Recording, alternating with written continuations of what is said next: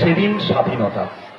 তাই স্বাধীনতা আমাদের ধর্মান্ধতা, আমাদের কলুষতা, আমাদের সংকীর্ণ মানসিকতা থেকে বেরিয়ে আসার শক্তি যোগায়।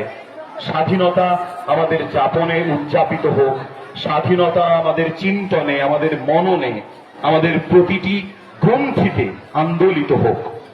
এই স্বাধীনতা উদযাপনে আমি সুনীল গঙ্গোপাধ্যায়ের লেখা একটি কবিতা, স্বাধীনতার স্বপ্নভঙ্গ এবং নতুন স্বপ্ন শীর্ষক একটি কবিতা, কয়েকটি লাইন বলে শোনাই, তাহলে স্বাধীনতা কি বুঝি আমরা সেটা আরো সুস্পষ্ট হবে।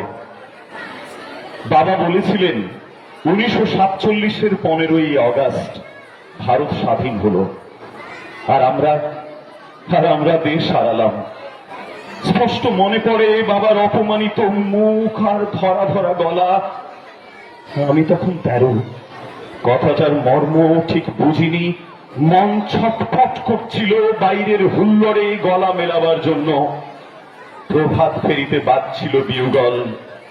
পাশের বস্তির বাচ্চারা কি নিয়ে চেঁচামেচি করছিল কে জানে।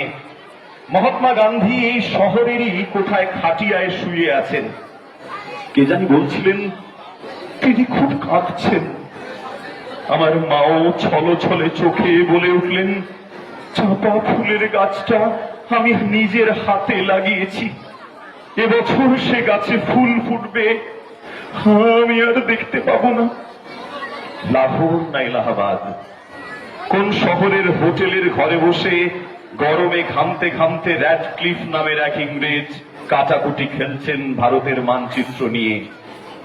তিনি আমার মায়ের চাপা ফুল গাছের কথা কিছুই জানেন না। ঝড়ে উড়ে যাওয়ার মতো এক একটা গ্রাম চলে যাচ্ছে সীমান্তের এপারে ওপারে। কারোর রান্নাঘর গিলে পড়ল নতুন দেশে, কোন গৃহস্থের গোয়াল ঘর রয়ে গেল পুরনো রাজ্যে।